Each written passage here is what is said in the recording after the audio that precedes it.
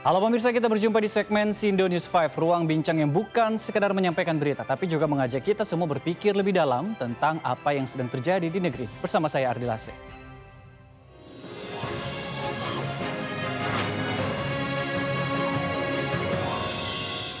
Kita ke berita pertama pemirsa, Pengadilan Tata Usaha Negara Jakarta menolak seluruh permohonan keberatan yang diajukan Universitas Gadjah Mada terkait keterbukaan informasi ijazah mantan Presiden Joko Widodo.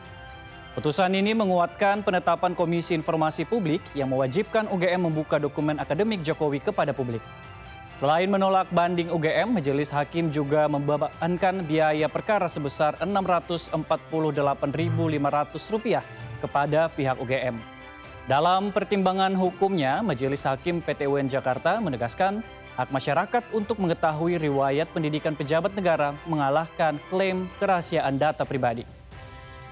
Hakim menolak dalih UGM yang mempermasalahkan batas waktu permohonan informasi serta alasan perlindungan data pribadi. Tim kuasa hukum bongkar ijazah Jokowi atau Bon Jovi menyebut putusan ini adalah demokrasi. UGM pun diminta untuk segera membuka dokumen akademik milik Jokowi ke publik.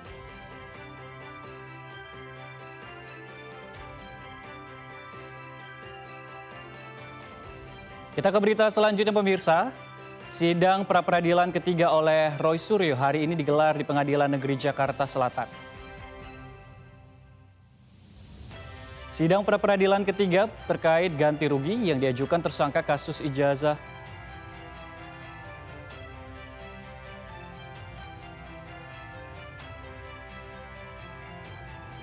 jadinya itu SOT aja. Mm-mm. Di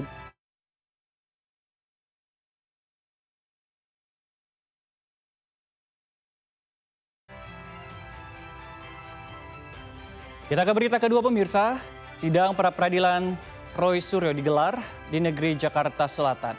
Sidang pra-peradilan ketiga terkait ganti rugi yang diajukan tersangka kasus ijazah Jokowi Roy Suryo berlanjut hari ini. Sidang yang dipimpin Hakim Tunggal 1 Ketut Darpawan ini mengadengkan terus.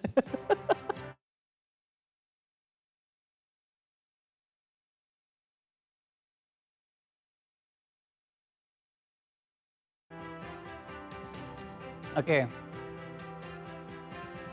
Pemirsa, sidang pra-peradilan ketiga terkait ganti rugi yang diajukan tersangka kasus ijazah Jokowi Roy Suryo berlanjut hari ini. Sidang yang dipimpin Hakim Tunggal 1 Ketut Darpawan ini diagendakan dia menghadirkan ahli dari pihak termohon yakni Hendri Jayadi, dosen Fakultas Hukum Universitas Kristen Indonesia. Sidang akan dilanjutkan kembali pada Selasa besok. Minta tuntutan ganti rugi 106 juta rupiah untuk kerugian material dan itu sesuai dengan plafon 100 juta, hanya lebih 6 juta saja, dan tuntutan imaterial juga yang cuma 100 juta dalam tanda kutip, dan itu dikatakan oleh ahli tadi bahwa boleh penghitungan tuntutan imaterial. Apa yang kita katakan dengan imaterial itu jauh lebih luas, lebih punya nilai dibandingkan dengan apa yang dicontohkan oleh ahli tadi. Ahli tadi bicara tentang opportunity loss yang lain yang tidak jelas, tapi Mas Roy sudah mengatakan soal nama baik, ya, kemudian track record dan lain sebagainya yang tercederai, terganggu, dan itu proven, dibuktikan dengan bunga, ya, bunga papan dan lain sebagainya. Nah karena itu kami memohon mudah-mudahan ya setelah nanti kesimpulan sidang kemudian. Pemirsa, tabir dugaan korupsi di tubuh BGN semakin terbuka. Kali ini Kepala Badan Gizi Nasional Sudaryono mengungkap banyak rekening SPPG yang tidak jelas. Kepala BGN Sudaryono buka-bukaan terkait dugaan korupsi di Satuan Pelayanan Pemenuhan Gizi.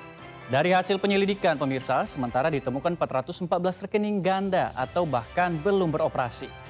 Total dana yang ada di rekening ini mencapai sebesar sekitar 311,2 miliar rupiah. BGN pun langsung mengembalikan dana ini ke kas negara. Sudaryono pun tegaskan, tidak ada SPPG yang kebal hukum.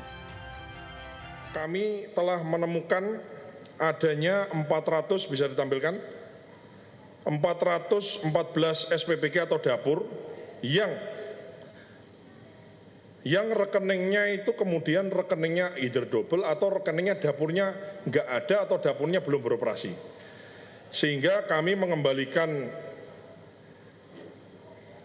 uang negara, uang rakyat sebanyak 311 miliar 246.295.180.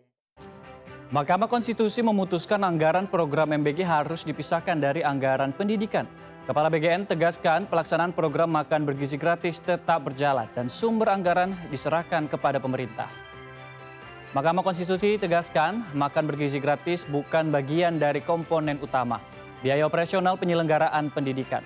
Pemerintah mengalokasikan anggaran pendidikan 769,1 triliun rupiah atau sekitar 20% APBN di 2025.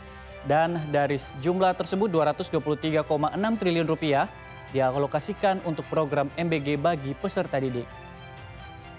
Menteri Sekretaris Negara Prasetyo Hadi mengatakan pihak Istana Kepresidenan akan mempelajari lebih dulu putusan MK terkait pemisahan anggaran program MBG dari anggaran pendidikan dalam APBN. Badan Gizi Nasional atau BGN menyatakan pelaksanaan program makan bergizi gratis atau MBG tetap berjalan di tengah putusan Mahkamah Konstitusi yang mewajibkan pemisahan anggaran pendidikan dan MBG. Kepala BGN menegaskan lembaganya tidak berwenang menentukan sumber anggaran karena merupakan kewenangan pemerintah. Mendapatkan informasi bahwa MK mengambil sebuah putusan, tapi memang yang pertama karena kami posisi sedang di luar kota secara resmi, kami belum menerima salinan keputusan tersebut dan tentu saja karena apapun keputusan MK tentu kita hormati. Itu pasnya ditanyakan ke Pak Purbaya ya saya kira. Karena kami ini kan mau anggaran nyantol di mana kan kita menjalankan anggaran itu. Pagar besi setinggi 2,5 meter yang sempat menjadi sorotan di depan mal di Jakarta Selatan dibongkar. Pembongkaran dilakukan setelah Gubernur Jakarta Pramono Anung meminta pengelola tidak bersikap berlebihan dalam merespon situasi keamanan kota. Pagar logam yang sebelumnya membentang di area depan mal kini sudah tak lagi terlihat. Area depan pusat perbelanjaan kembali terbuka dan akses keluar masuk pengunjung terlihat normal. Meski demikian masih tampak beberapa bekas dudukan besi yang menancap di trotoar, sisa pembongkaran pagar. Sebelumnya pemasangan pagar menjadi sorotan publik. Gubernur Jakarta Pramono Anung menyatakan keberatannya dan meminta agar pagar tersebut diturunkan atau dibongkar karena dinilai memberikan kesan khawatir yang berlebihan. Di balik setiap kebijakan ada konsekuensi dan di balik setiap headline ada harapan publik yang tak boleh diabaikan. Dan kalau hari ini kita belajar satu hal, itu adalah kekuasaan bisa dibongkar, kebijakan bisa ditantang, dan suara publik kalau cukup lantang bisa mengubah arah. Saya Ari Lase, sampai jumpa.